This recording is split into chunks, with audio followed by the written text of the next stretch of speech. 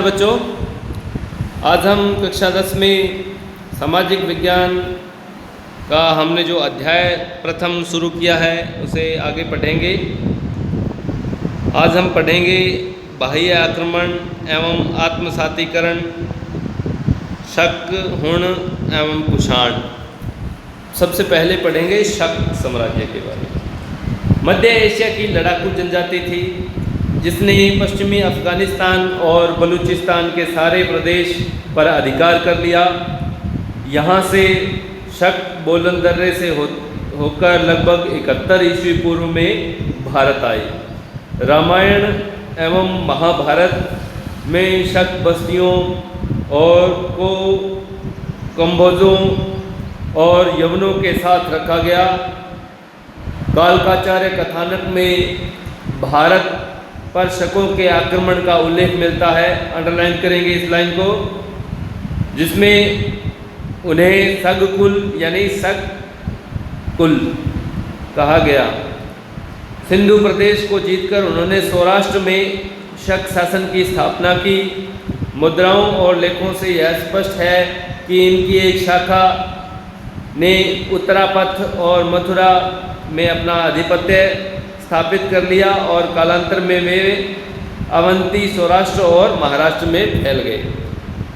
तक्षशिला के शक शासकों में मावेज व एजेज के नाम से आते हैं।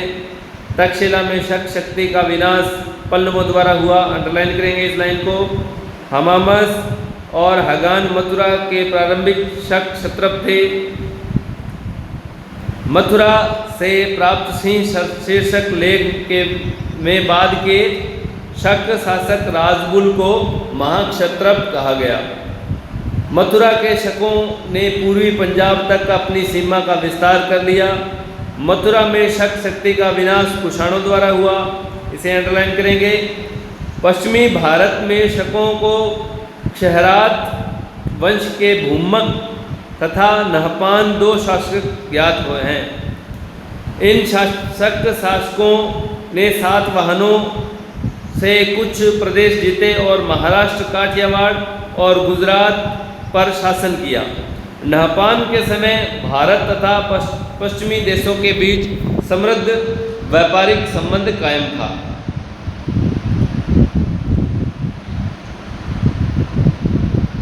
जोगलधामी नामक स्थान से मिले सिक्कों से यह प्रमाणित होता है कि नहपान गौतमीपुत्र सातकर्णी से पराजित हुआ।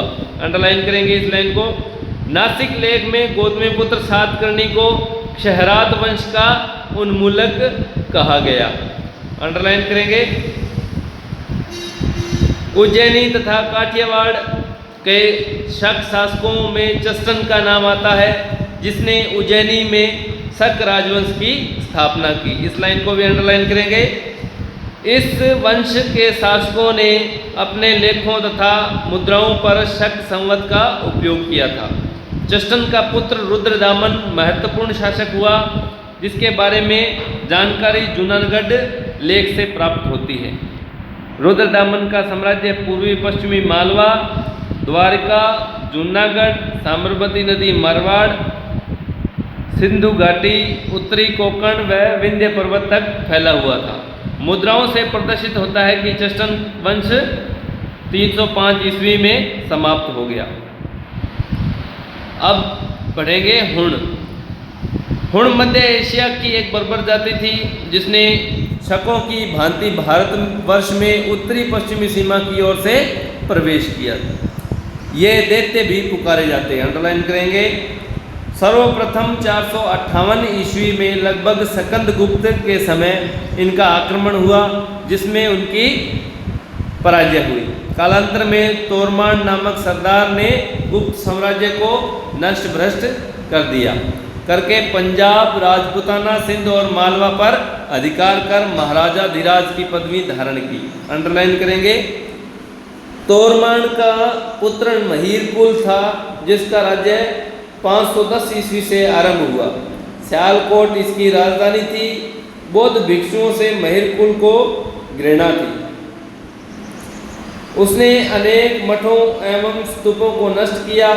मालवा के शासक यशोधर्मा ने इसे पराजित किया।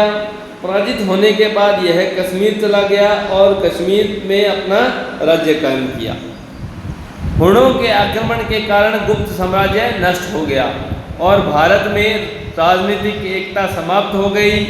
देश पुनः छोटे छोटे टुकड़ों में बंट गया। कुषाण वंश, कुषाणों को यूची या तोचेरियन भी कहा जाता है। यूची कबीला 5 भागों में बंट गया था। इन्हीं में से एक कबीले ने भारत के कुछ भाग पर शासन किया। अब पढ़ेंगे कुजुल कैटफिशस।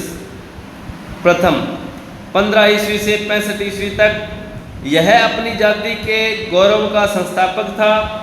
इसने दक्षिण अफगानिस्तान, काबुल, कंधार और पार्थिया के एक भाग को अपने राज्य में मिला लिया।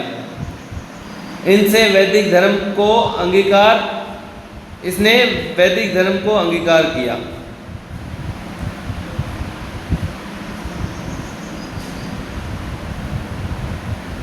विम कैटफिश द्वितीय 65 ईस्वी से 75 ईस्वी तक भारत के एक विशाल क्षेत्र पर इसका राज्य था।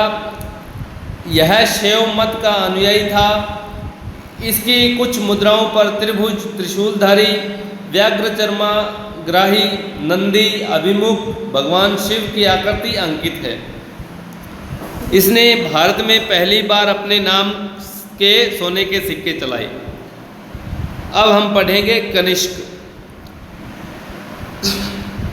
यह भारत के प्रमुख कुषाण राजाओं में माना जाता है।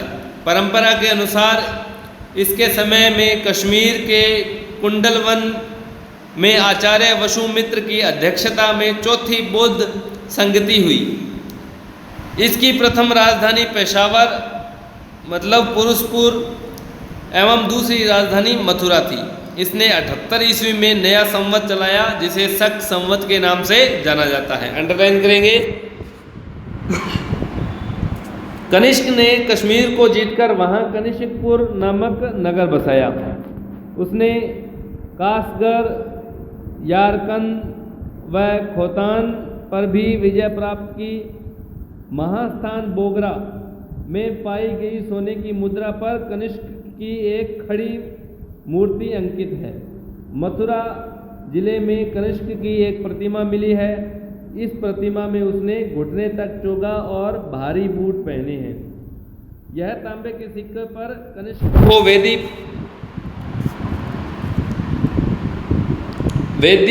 पर बलि देते दिखाया गया है। कनिष्क के राज दरबार में पार्श्व, वसुमित्र, अशोक घोष जैसे बौद्ध विचारक, नागार्जुन जैसे प्रख्यात गणितज्ञ और चरक जैसे चिकित्सक विद्यमान थे। अंडरलाइन करेंगे इस लाइन को। बौद्ध धर्म की महायान शाखा का अभ्युदय और प्रचार कनिष्क के समय ही हुआ।